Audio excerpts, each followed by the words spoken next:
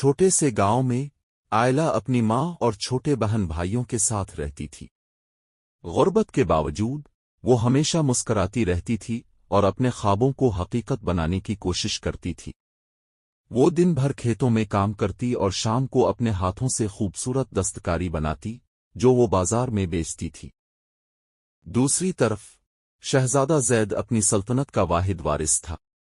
وہ خوبصورت، نیک دل اور اپنی رعایا کے مسائل سمجھنے والا تھا، مگر شاہی زندگی کی قید نے اسے بے چین کر دیا تھا اور وہ آزاد فضا میں سانس لینا چاہتا تھا۔ ایک دن شہزادہ زید نے گمنامی میں گاؤں کی زندگی کو قریب سے دیکھنے کا فیصلہ کیا۔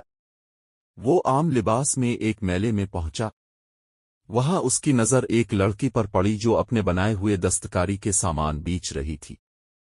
آئلہ کی ہنرمندی اور معصومیت نے زید کو حیرت میں ڈال دیا۔ وہ اس کے قریب آیا اور اس سے بات کرنے کی کوشش کی۔ یہ کتنی خوبصورت چیزیں ہیں! کیا یہ تم نے خود بنائی ہیں؟ زید نے پوچھا۔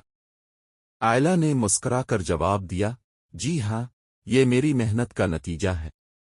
آپ کو کچھ خریدنا ہے؟ زید نے آئلہ کی معصوم باتوں اور ہنر سے متاثر ہو کر اسے دوبارہ دیکھنے کا ارادہ کیا۔ وہ اکثر گاؤں آتا اور آئلہ کے ساتھ وقت گزارتا۔ ان کی بات چیت میں دوستی پروان چڑھنے لگی۔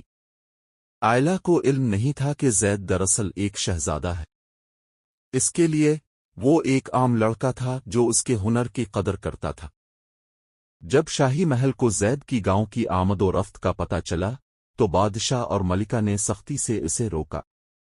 انہوں نے کہا، تم ایک شہزادے ہو اور تمہارا فرض شاہی خاندان کو آگے بڑھانا ہے، نہ کہ کسی گاؤں کی لڑکی کے ساتھ وقت گزارنا۔ آئلہ کے گاؤں کے لوگ بھی اس کے خلاف ہو گئے۔ انہوں نے کہا، شہزادے سے محبت کرنا تمہارے لیے ممکن نہیں، وہ تم سے بہت مختلف دنیا میں رہتا ہے۔